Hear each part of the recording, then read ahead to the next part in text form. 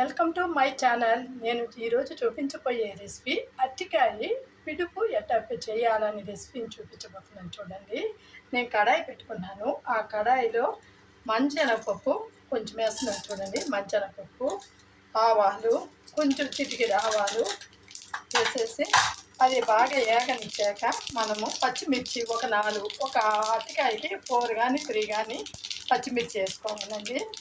నేను ఇదండి చూడండి, మంచెనపప్పు, ఆవాలు చిట్లిపోయింది.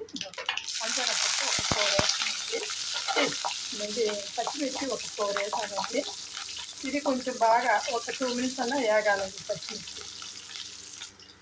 పచ్చిమిర్చి వేగిపోయిందండి. నేను ఆనియన్ కట్ చేసుకుంటున్నాను. నేను ఒకటి వేస్తున్నాను. చూడండి, నిలుపుగా కట్ చేయాలండి. అడ్డాకంతా కట్ చేయాలి. పిడిచి దీంట్లోని కొంచెం పసుపు, చిటికెడు పసుపు వేసుకుంటున్నాను. చూడండి,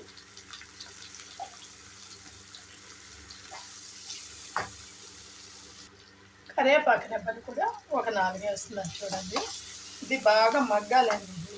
ఆనియన్ అనేది బాగా వాడిపోవాలన్నమాట. కొంచెం సాల్ట్, అంటే అరటికాయలో మనం కొంచెం సాల్ట్ వేసి ఉడకబెట్టుకుంటాం కదా, దీంట్లో లైట్గా వేయాలండి. ఇది ఒక 10 మినిట్స్ అయినా ఆనియన్ బాగా వేగనిచ్చాక ఎలా చేయాలనేది చూపిస్తాను. చూడండి, 5 మినిట్స్కి ఒకసారి ఇలా కలబెడుతూ ఉండాలండి. ఆనియన్ ఇంకా వేగలేదు, ఒక 5 మినిట్స్ వేగాలండి. మనం ఉడకబెట్టుకున్న 10 నిమిషాలు ఉడకబెట్టుకోవాలండి. ఉడకబెట్టుకున్న అరటికాయని ఇలా కట్ చేసుకొని మనం అలా చేత్తో అలా అనేస్తే చాలండి, మ్యాష్ చేస్తే చాలు. ఊరికే అట్లా అంటే ఉడికిపోతుంది అన్నమాట. ఇప్పుడు ఆ మ్యాష్ చేసిన దాన్ని ఇలా వేసేసి బాగా కలబెట్టాలి.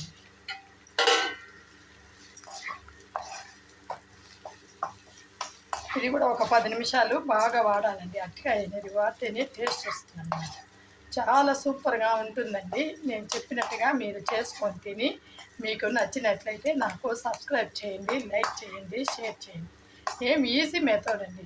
ఫ్రై కన్నా ఇలాంటి బాగా పిడుపు చేసుకుంటే చాలా బాగుంటుంది. చపాతీకి బాగుంటుంది. ఉల్లగడ్డ కూడా ఇలాగే చేసుకోవచ్చు. చూడండి, ఇంకా వాడాలండి. ఒక 10 మినిట్స్, ఒక 15 మినిట్స్ ఫ్రై అయినా కూడా పర్వాలేదు. ఇలా చేసుకొని తిని చూడండి మీరు.